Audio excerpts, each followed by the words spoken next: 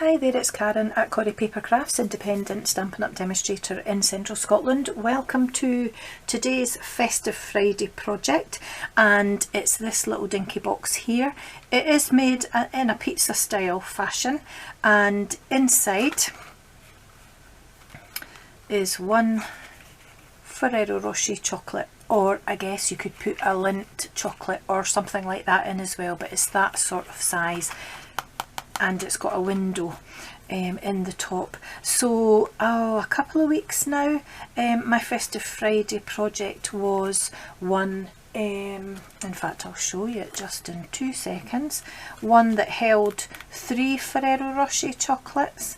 Am I going to get this ribbon back on? I am not sure. There we are here. And I did say that I had another project coming up that just held one. So it's perfect for a little table favour at Christmas time. Even the one with the 3 chocolates in. So this is the one that I made a couple of weeks ago now. So go back and have a look. And we're using the same ribbon pack to make the smaller one. So let me pop that back where it was, and I'm going to show you how I made this. But that one was in real red, and I'm going to make this one in shaded spruce. And the papers that I used are from the 'Tis the Season 6x6 designer series paper pack. So I'll just quickly let you see the papers in here. 48 sheets, all double-sided, all beautiful, as if you would expect anything else. Love these papers, so I'll be making a lot more with these as well. So the colours in this pack are basic black, cherry cobbler, garden green, real red, shaded spruce and whisper white. So because I've not used shaded spruce for quite a while now, actually, maybe more or less since last Christmas, I thought I would make another box using shaded spruce. And this is just the little window sheet which I've prepped ahead of time in case you're wondering what that is. So you'll need a piece of window sheet which measures about a 1/16 of an inch less than 1 3/8. So measure it up to 1 3/8 and then just take a little bit off of that just to make sure that it fits inside the lid. So I'm going to pop that to the side onto my silicone sheet for now. And for this box you're going to need, let me get all my bits together, a piece of cardstock which measures 6 3/4 inches by 4 inches, which is 17.1 by 10.2 centimetres. The finished dimensions of this box actually are 1.5 by 1.5 by 1 1/4 inches, or 3.8 by 3.8 by 3.2 centimetres. So it's not very big at all. So you'll need one piece of designer series paper which measures 1 3/8 by 1 3/8 inches, or 3.5 by 3.5 centimetres, and then you'll need 4 pieces which all measure 1 3/8 by 1 1/8, which is 3.5 by 2.9 centimetres. And you're going to need a little die of some kind, whatever your chosen die is, just for the little window on the top. And this little die here is the smallest one that I can find at the minute, and that is from the stitched triangle dies, so it's the smallest size from here. So I'm going to pop that just onto my silicone mat as well, because it's kind of non-slip, and that's saving my window sheet sticking to everything. So I'm going to show you how I made the box. It's nice and easy to make. So let me grab my scoreboard. You know me by now, I will probably whack the desk or the tripod, or if you're really lucky, both. So on the short side, score at 1 1/4 inches on both sides. And like I said before, that just makes sure that both of these measure exactly the same, and if this middle one's a little bit out, that's okay. Turn it to the long side and score at 1 1/4 and 2 3/4 on both sides. So 1 1/4 and 2 3/4, and in centimetres on the short side that is 3.2 centimetres on both sides, and on the long side that's 3.2 and 17 centimetres I've written. Now that's not right at all. So 2 3/4 inches is 7 centimetres, not 17. So let me recap on that again. On the short side, in centimetres, you're going to score at 3.2 centimetres on both sides, and then on the long side 3.2 and 7 centimetres. I have no idea why I wrote 17, so I'll need to change that when I've finished filming this, honestly. So fold and burnish, oops, on all your score lines.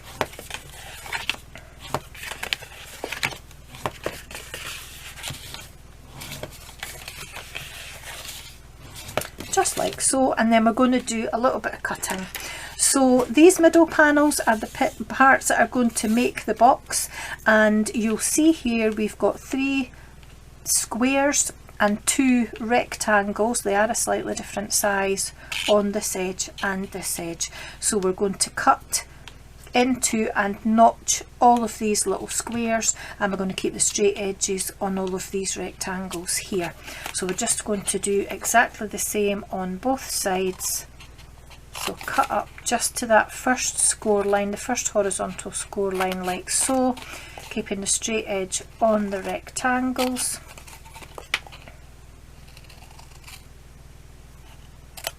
And then on all of the squares we're just going to notch a little bit like that. And I'm going to do a little bit of trimming, but we'll do all this first. So same again on this one, notch either side like so, and then turn it round and do exactly the same on the other side, straight edges on the rectangles.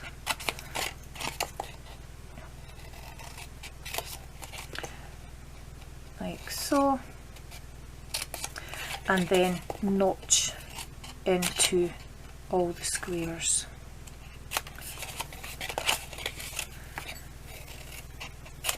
Like that. Last one, notch here and notch here. And then just to trim those tabs down a little bit, you can just chop them off, but I'm going to use my trimmer.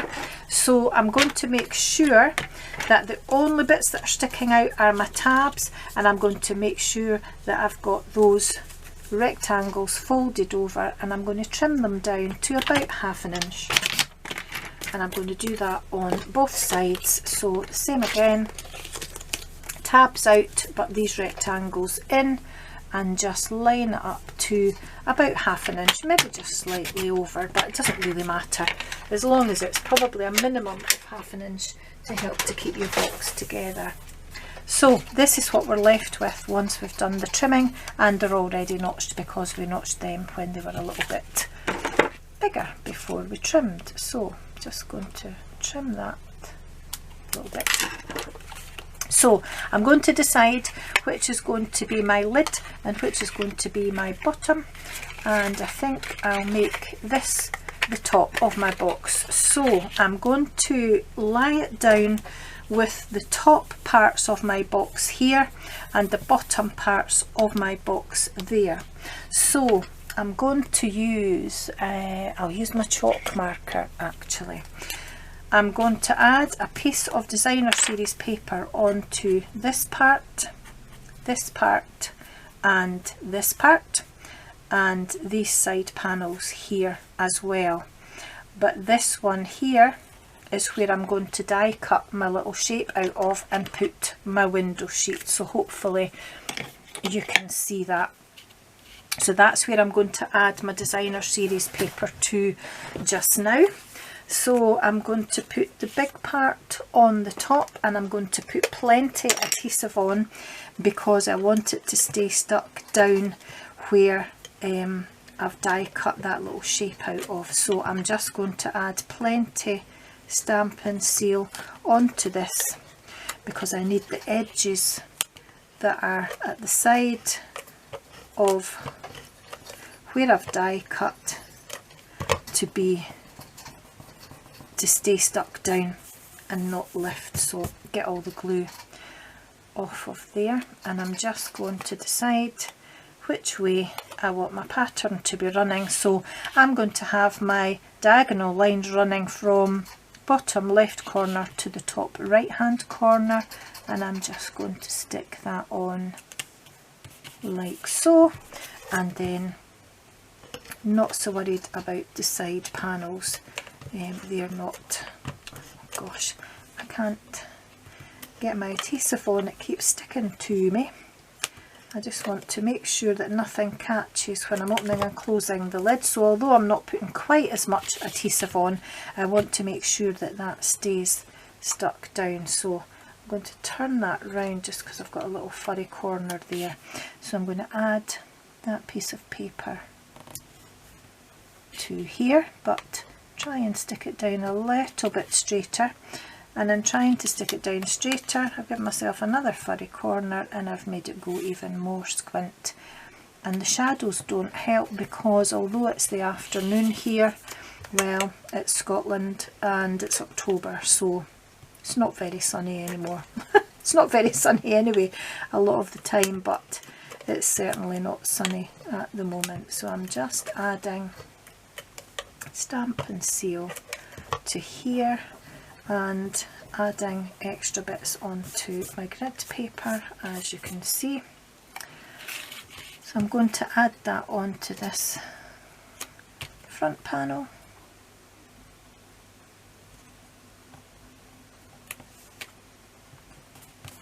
Not perfectly straight, but it'll do for now.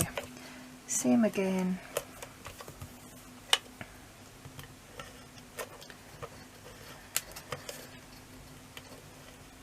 Add a little bit to hold it down onto here, and the last one, oops,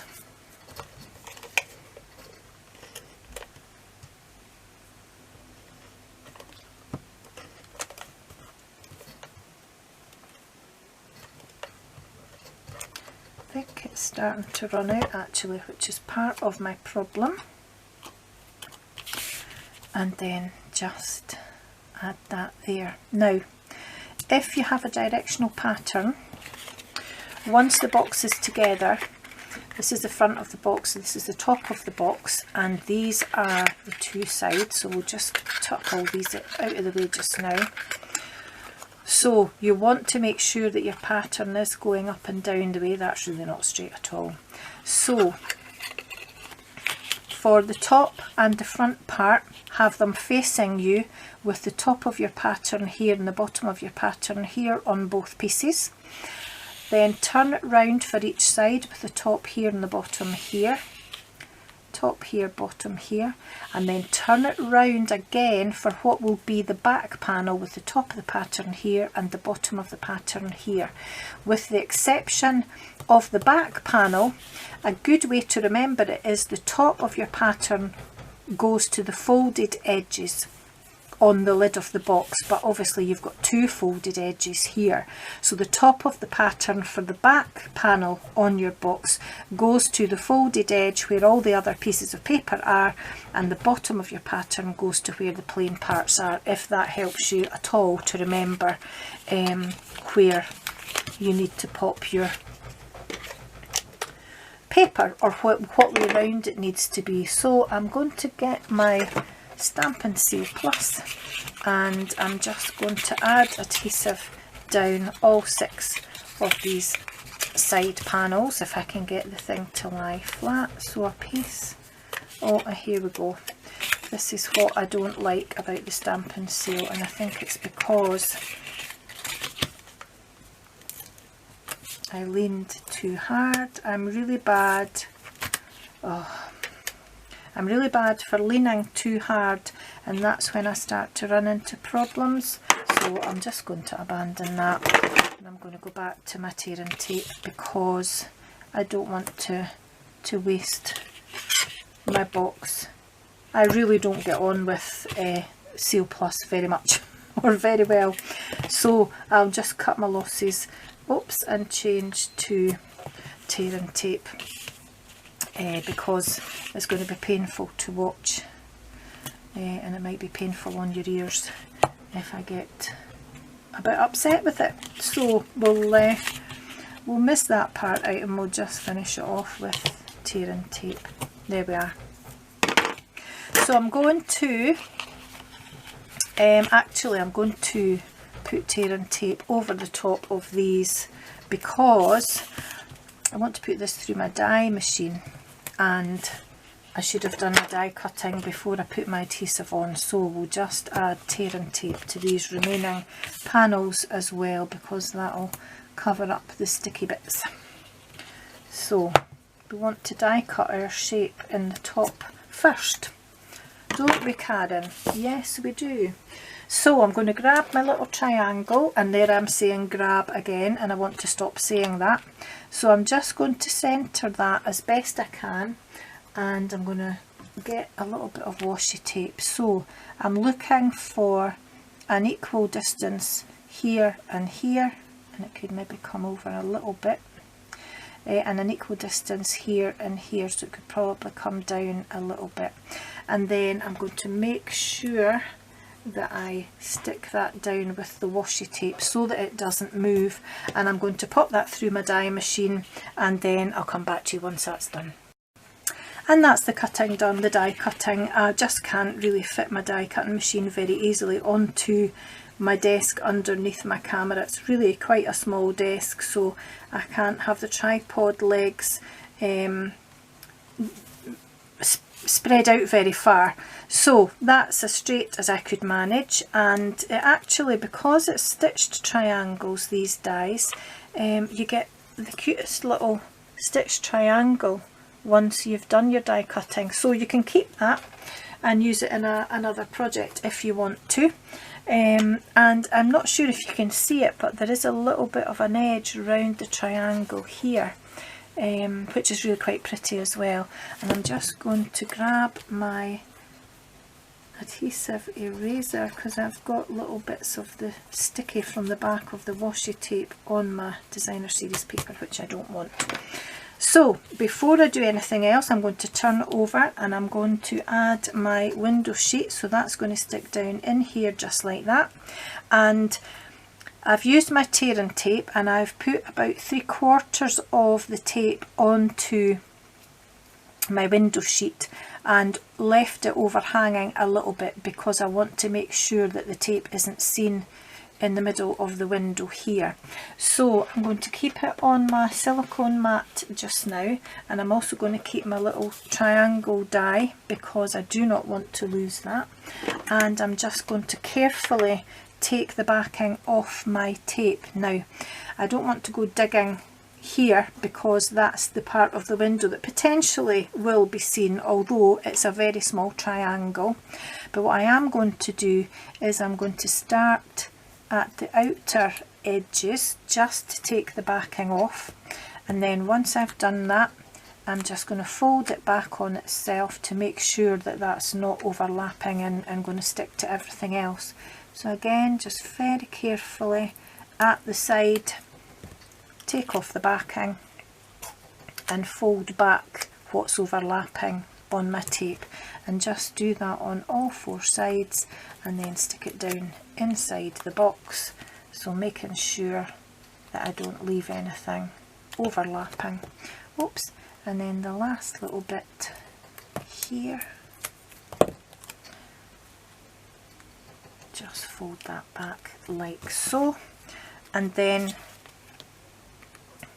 that'll stick down nicely just over the top of my little die cut piece. Now you can see the tape on the inside of there, but it's on the inside of the box, and I'm sure the recipient will be much more interested in the sweetie that's in the box rather than the tape. But if you take your paper folder and just give it a good rub down and a good press on all four sides, it does take some of that visibility away. Just like that. There we are. And then we're ready to put the box together. So let's get rid of the silicone sheet. No, you've got to stay, box, and keep that die safe. So this is what we've got, and we're going to put the bottom part of the box together first. So I'm going to take the tape off of these four parts here, because these make up the bottom of the box, and it's straight edge to folded edge like we do on any other box when we're putting it together, just like so.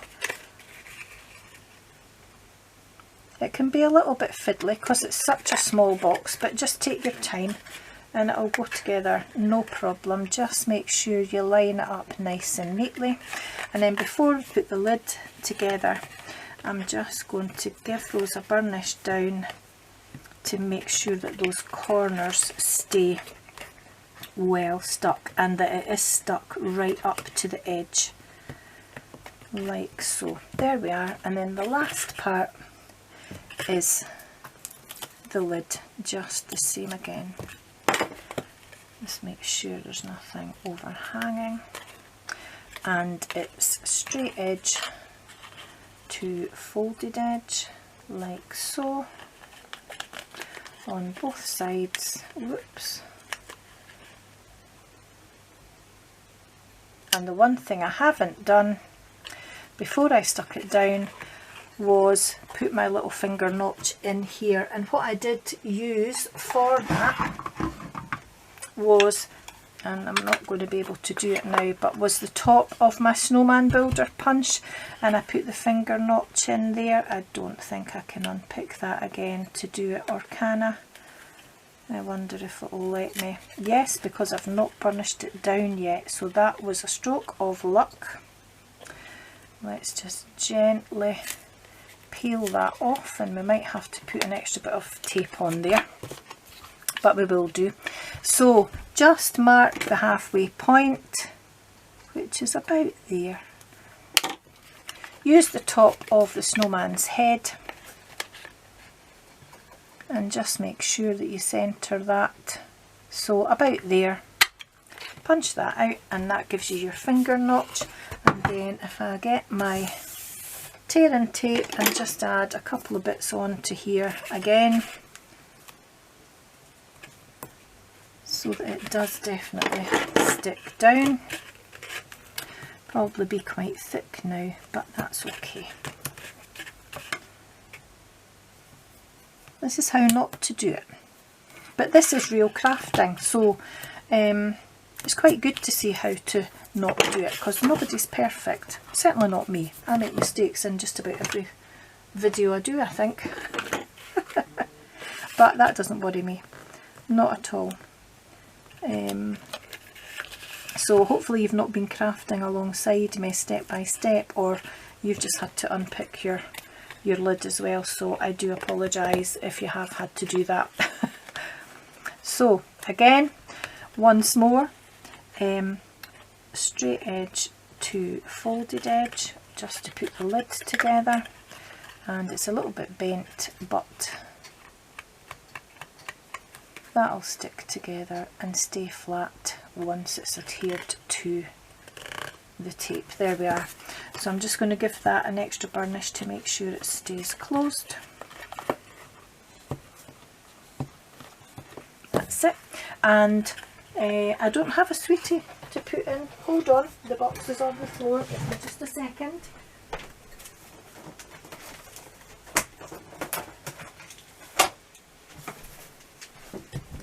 Here we are. So pop your Ferrero Rocher inside, close the lid over, and you should be able to see that it's a Ferrero Rocher inside there.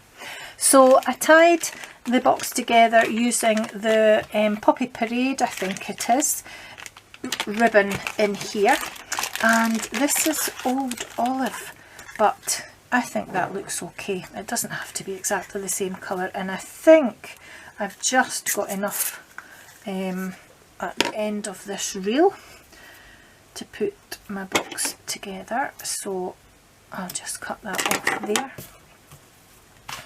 And I just tied it round in a bow, but you know me and boxes and bows, so I'll tie it in the middle of the box first of all, and then I'll move it into place. So just a little plain bow come through. There we are. That's the guinea pigs that you can hear if you hear any noises. One of them's playing with one of his toys, I think. So pop that through and grab it and try and keep that knot as tight as possible, which isn't tight at all. So I'm going to do what I did in a recent project, is I'm going to tie this in a double knot, because I do not know what is wrong with me and tying bows at the minute, because it is just not happening. So to save any more grief and probably a lot of swearing, I'm going to just tie that in a double knot. I can't get it close to me either, because then it wouldn't be on camera. So there we are. So that's a bit better, and then I can tie my loops after that. I don't know what's wrong with me and bows right now. I can never tie a good bow, but just now they're an absolute disaster. I have no idea why that is. So completely skew whiff. So let's try and turn that round a little bit. That's probably because I tied it in a double knot, and I'm not going to worry too much. No, it's annoying me. So let's try that again. So we will try it once more, and then if it doesn't work this time, we'll abandon it and just leave it however it turns out. So I'm just trying to twist that round. That's marginally better. Oh, marginally. I stress the marginally. It's because I tied it in a double knot, but you know what? I'm not going to faff with it. That's terrible, but I'm not going to worry, because it's just never going to go my way. So I'm just going to leave it at that. That is awful. I'm not happy with that at all. No. Taking it off, taking it off, taking it off. That's it, I'm in the huff now. So I'm going to open my new reel of ribbon and redo that, because that's just a shocking ribbon and I can't stand it. So bear with me now while I open my new ribbon. Get this plastic off, which I can't do either. There we are. Right, try again. Oh my lordy. Right, so sit that on there. Try and tie a bow. I've probably not cut a long enough piece of ribbon now, but this is it. 2 strikes and you're out. So last chance to tie a bow and hopefully have it tight enough to keep my box closed. There we are. Still not great, but it's better than that last one I did. So just make sure that I tie that a wee bit tighter and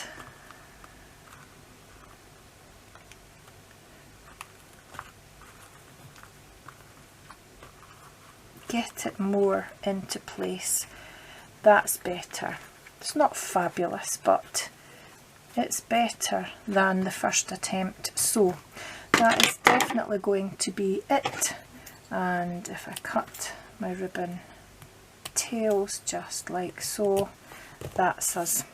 There we are. Oh my goodness, do apologise, that was probably painful to watch. Certainly painful to try and do. And then the last bit is just to pop on a tiny little sentiment, which I have prepped here, And if you can't see that, it says Christmas Cheer. Now it's on garden green rather than the shaded spruce, but again, I don't mind several different greens. And I took it from this sheet of paper here from the Trimming the Town 12 by 12 designer series paper, and it's got various festive phrases in English, French and German, and I just cut out the Christmas cheer, and on this one it was Be Merry. So if you look carefully, you'll be able to find them, or find the greeting that you want to use. There's Happy Christmas as well, so that's a different one again rather than Be Merry. So quite a few. The more you look, the more you actually see. So that's what I used, and I've already cut it out ahead of time. And what I've done is I've just cut a couple of tiny little bits of the edge of my black mini Stampin' Dimensionals, and I just did that ahead of time when I was prepping the rest. Whoopsie daisy. And I just stuck that, for goodness sake, stuck that in the middle on the front, about there. And that's my very long and drawn out box, given the mistakes, warts and all, but there you go. And that's my mini version of my 3 Ferrero Rocher box, just a single one. So thanks for watching. I'll put a link to all the products that I've used down below, and thanks again for watching. If I didn't tell you the finished dimensions, and I think I did, they're 1.5 by 1.5 by 1 1/4 inches, which is 3.8 by 3.8 by 3.2 centimetres. I think I did, but just in case I didn't. Thanks for watching. Thanks for putting up with my trauma over my bow, and I'll see you again very soon. Take care. Bye bye.